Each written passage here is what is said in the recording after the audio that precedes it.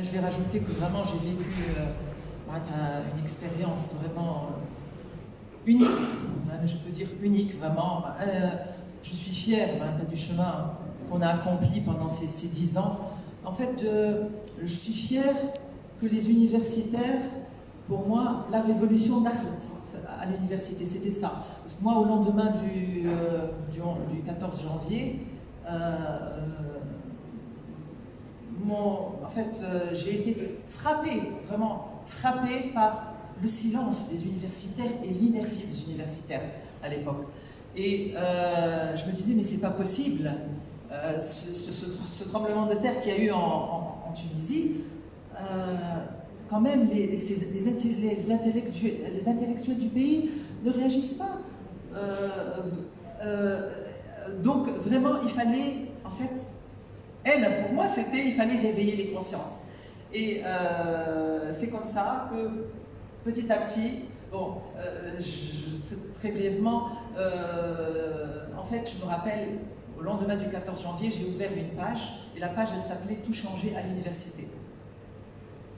Et j'ai commencé à rentrer quelques collègues de la fac des sciences, parce que je voulais tout changer à l'université. C'était ça. Et cette page, elle existe toujours.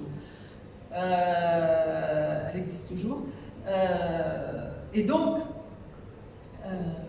qu'est-ce que je voulais dire? Oui. Donc, j'ai commencé à faire rentrer mes collègues de la fac des sciences, qui, eux, ont fait rentrer d'autres collègues. Et puis, ça a fait tache d'huile. Et puis, on s'est retrouvés sur une page où il y avait presque tous les universitaires du pays. Et bien sûr, c'était en pleine période de révolution. Et il y avait un très fort, en fait, c'était une période aussi de très fort on sentait, et ça a été très difficile parce que au départ, nous, on voulait tout changer, mais on sentait aussi sur la page que ça prenait un cours politique, en fait. Un cours politique. Et c'est d'ailleurs pour ça qu'à un certain moment, quand j'ai vu que ça commençait à se politiser, et moi je ne voulais pas que la politique intervienne, surtout après quand on a fondé le syndicat, c'est pour ça que j'ai fermé cette page.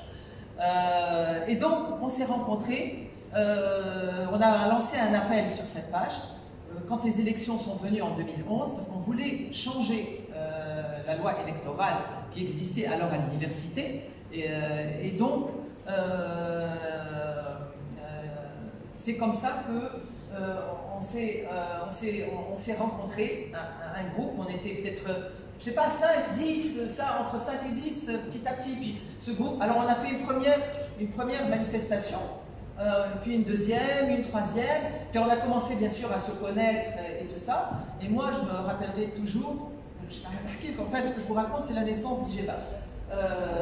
J'ai vu arriver, si c'est une occasion, mais c'est une occasion, il y a des choses que peut-être vous n'avez pas vécues et qui sont très importantes. En fait, c'est Najmuddin, qui était jeune à l'époque, il n'avait pas les cheveux blancs, et moi non plus. 10 ans, ça nous a blanchi les cheveux. Je vois arriver un jeune dégagandé, parce que quand même moi je suis d'une autre génération, qui vient, il était habillé en bleu ciel, avec un drapeau tunisien voilé, puis me fait oui, certainement il m'avait remarqué, parce que ça faisait plusieurs fois qu'on se retrouvait devant le ministère, et puis il me fait bon, oui, tu es de la faculté des sciences, c'est ça? Oui, je suis de la faculté des sciences. Il fait, est-ce que ça ne t'intéresserait pas qu'on fasse un projet? Vous vous rendez compte, à quelqu'un que vous ne connaissez pas, qui vient et qui vous dit, Malada, est-ce que... Moi je me disais, quel projet? Dans quoi il veut m'engager celui-là? Quel projet? Pour vous dire, c'est lui en fait. C'est là je me dis, c'est lui qui a choisi les personnes. Hein, il a eu ça. Mais au départ, je ne l'ai pas pris au sérieux. Je dis un projet. Moi, je croyais un projet dans l'université. Qu'est-ce qu'il veut m'amener? Alors, je me dis oui, pourquoi pas? D'ailleurs, je me dis oui, pourquoi pas? Bon, et je croyais que c'est rien. Et puis après, voilà. Et puis après, le projet au départ, on a dit association. Et puis on a dit association, c'est rien. Ça n'aura pas un grand retentissement. Et c'est comme ça qu'est venue l'idée du syndicat. Mais c'était gonflé quand même le syndicat, parce qu'on savait qu'il y avait le syndicat, il y avait du GTT quand même, c'est quelque chose, donc c'était vraiment gonflé à cette époque-là. Même moi, je me dis, mais dans quelle aventure tu t'engages? Bon, on a dit, on essaye, pourquoi pas.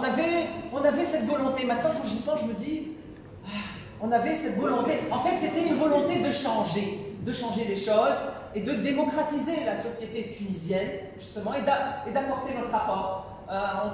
On s'est dit, moi je me suis dit, c'est vrai, il y a des gens qui sont morts pour qu'on ait la liberté, pour qu'on puisse justement, que tout le monde puisse participer à la vie, que ce soit politique ou à la vie sociale, à prendre les décisions. Et donc voilà, l'aventure a commencé comme ça, puis elle a grandi. Il faut dire que j'ai été avec des collègues hors pair et hors norme. Très sincèrement, moi, ce sont des personnalités très fortes, parce qu'il faut être fort. Hein. Il faut être fort et gonflé, avoir une certaine audace pour se lancer dans cette aventure. Moi, je suis fière. Moi, j'ai découvert des gens formidables. Moi, je trouve les universitaires vraiment m'ont ébloui. Je garderai vraiment le meilleur souvenir. Bon, c'est vrai, ce qui me tient à cœur, c'est que d'autres prennent justement le meshal, comme on dit, que d'autres, peut-être que d'autres vont apporter certainement d'autres choses aussi. Et il faut qu'il y ait cette succession naturelle des générations. Moi, d'ailleurs, je vais sortir à la retraite, je vous le dis, le 1er octobre, je vous le dis à vous, je sors à la retraite. Ça y est, j'ai fait 40 ans de service. Voilà. Donc, je sors à la retraite. J'ai passé, alors moi, ma plus grande fierté, j'ai commencé à la faculté des sciences, d'abord tout seul. Puis, j'ai réussi à ouvrir un bureau de 3. Et puis, je savais que j'allais sortir de la fac, mais il fallait que Ijeba vive. Il ne fallait pas que moi, quand je sorte, que Ijeba meure. Donc, moi, c'était ça, vous voyez, c'était mon souci. Et j'ai eu beaucoup de difficultés, je ne vous raconte pas, sur le terrain, la difficulté, dans le campus universitaire Tunis Al-Manar, pour convaincre les personnes à entrer dans cette bataille, c'est pas évident du tout. Et d'ailleurs, ils ne sont rentrés dans la bataille que lorsqu'effectivement, en fait, on a payé le prix. Là, il y a quelque chose, ils n'ont pas supporté. Ils n'ont pas supporté. Vous voyez? Donc, c'est pour ça, il faut qu'il y ait des personnes qui se sacrifient pour faire le déclic, pour que les personnes aient le déclic. Et moi, ma plus grande fierté, c'est d'avoir passé le relais à la faculté des sciences. Il y a un bureau de 5 maintenant. Et ça, je sors tranquille, j'ai accompli mon devoir et je souhaite que Ijeba dure. Je souhaite que Ijeba dure. Et j'aurais voulu, alors là j'ai beaucoup de tassaoulet, je ne comprends pas, j'aurais voulu que ce congrès-là, justement, soit qu'on sorte avec un nouveau bureau qui prenne le flambeau. Bon, j'espère que ça ne sera que partie remise. Juste خاطر فكرتني نادية كحكيت على لي جون فورميدابل ما نجمش نتعدى من غير ما نذكر رفيق وليد بن عمر اللي هو كان من احد ركائز النقابه والعناصر المؤسسين واللي هو دكتور في القانون واللي هو هز دفتية النقابه. يعني النقاشات الاوليه كانت حول الجمعيه وغيرها، ولكن وليد بن عمر كان عنده الفضل اللي هو نظر نظره اللي في النقابه ينجم يكون عندنا حق التفاوض، حق الاضراب، واللي هو ينجم يكون يعني عندك المشروع نتاعك تحقق على ارض الميدان، واتفقنا في النقطه هذيك ومشينا. وكان عنده يعني ابور كبير برشا وليد بن عمر في الميدان حتى سنه 2014، واللي هاجر وبعد خرج هو في 2014، واللي كانت يعني ضربه للنقابه الخروج نتاعو لانه الابور اللي كان عنده كان كبير برشا.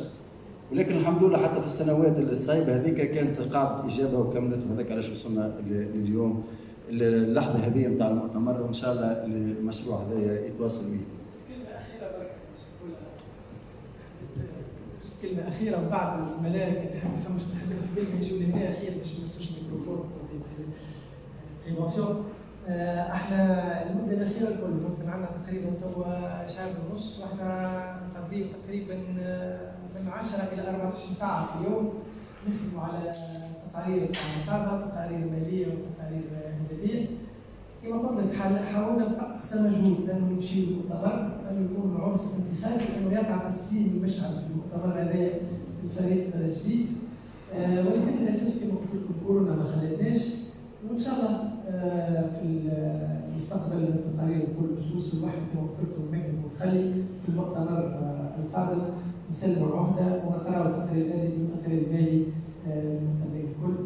ويعطيكم صحة تحت الإجابة، راهو العصفور توا اشتد عوده باش يطير، واحنا ديما باش نبقاو ديما معاكم ومساندين بطبيعة الحال الدعم للناس اللي تحب تاخذ المسؤولية مستقبلا في إجابة.